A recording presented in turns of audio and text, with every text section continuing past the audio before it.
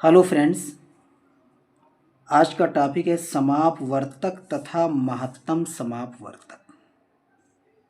इस बात पर आज हम चर्चा करेंगे। देखिए, हमने तीन संख्याएं ले ली हैं, 48, 64, 72 और इसका अपवर्तक। जैसे 48 है तो इसका अपवर्तक 1, 2, 3, 4, 6, 8, 12, 16, 24, 48।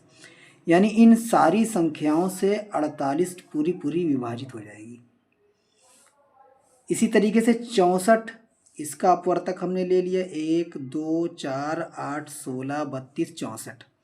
ये सारी संख्याएं 64 को डिवाइड करेंगी, विभाजित करेंगी। इसी तरीके से 72 है, 72 का अपवर्तक 1, 2, 3, 4, 6, 8, 9, 12, 18, 24, 36, 72। ये सारी संख्याएं 72 को पूर्णतः विभाजित करेंगी। ये हमने संख्या और उसका अपवर्तक निकाल लिया। अब इसकी मदद से हम समझेंगे कि समापवर्तक तथा महत्तम समापवर्तक क्या होता है। एक चीज ध्यान दीजिए, 48 का जो अपवर्तक हमने निकाला है, इसमें 1, 2, 4, 8। 64 का जो अपवर्तक हमने निकाला है, इसमें 1, 2, 4, 8।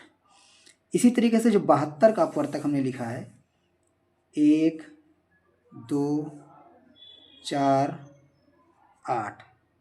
ये चारों संख्याएं तीनों में हैं, यानी 48 के अपवर्तक में भी ये चारों संख्या है, 64 के अपवर्तक में भी ये चारों संख्या है और 72 के अपवर्तक में भी ये चारों संख्या है।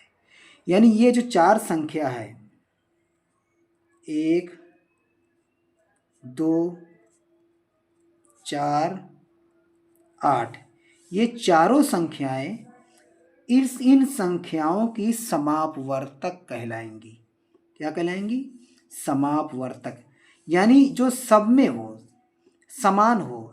समापवर्तक सम अपवर्तक, यानी समान संख्याएं जो तीनों की अपवर्तक हों। अब देखिए, 1, 2, 4, 8 तीनों में है, तो इन तीनों संख्याओं की जो समापवर्तक हुआ वो 1, 2, 4, 8।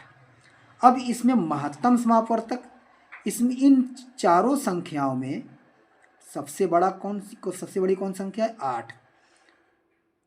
तो 8 इसकी इन तीनों संख्या की महत्तम समापवर्तक हो गई, यानी समापवर्तक में महत्तम।